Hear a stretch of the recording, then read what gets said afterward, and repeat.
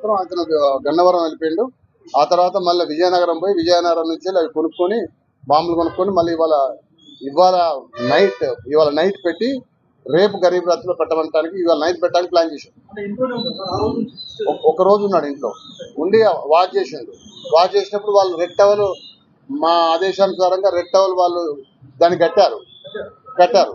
కడితే సిగ్నల్ వచ్చింది, వీళ్ళు యాక్సెప్టెన్స్ ఉందని చెప్పేసి ఈ సెకండ్ లెటర్ ప్రిపేర్ చేసుకొని ఈ రోజు వాటిని గరీబ్ రథ్లో డబ్బులు పెట్టమని చెప్పి ప్లాన్ చేసిండు. వాళ్ళు కూడా ఆ గరీబ్ రథ్ కింద ఆ సీట్ కింద డబ్బులు పెడితే వీళ్ళు అదే ట్రైన్లో ఎక్కి అబ్జర్వ్ చేసుకుంటా వాళ్ళు పెట్టిపోతే వాళ్ళ వెళ్ళిపోయిన తర్వాత తీసుకుందామనే ఆలోచన వీళ్ళకుండే.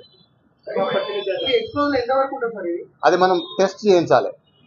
మనం ఫోరెన్సిక్ ఎక్స్పర్ట్స్ టెస్ట్ చేస్తే అది ఎంతవరకు ఉన్నాయి అనేది మనకు తెలుస్తుంది. అది మనకు తెలియదు. అది నాటు బాంబుల కింద వాళ్ళు చెప్తున్నారు. వాటిని మనం చెక్ చేసి అది ఎక్స్ప్లోజివ్స్ మనం అవి చెక్ చేయించాలి. గతంలో ఏం లేదు, క్యాజువల్ అఫెన్స్ ఇంతకుముందు ఎప్పుడు ఇదని చేయలేదు. విజయనగరంలో కొనుక్కొచ్చుకున్నామని చెప్తున్నారు. ఒక షాప్ లో కొన్నామని చెప్తున్నారు వాళ్ళు. రాజతను టెంపుల్ అఫెన్సెస్ చేసిండు. ఒక 6 కేసెస్ ఉన్నాయి. ఇప్పుడు అవి అండర్ ట్రయల్ నడుస్తున్నాయి. ఇతను రెగ్యులర్ గా కోర్టుకు పోయి కూడా వస్తున్నాడు. అంటే అతనికి పెళ్లి కాలేదు, వాళ్ళ తల్లిదండ్రులతోనే ఉంటాడు. ఈ విషయంలో రాలేదు.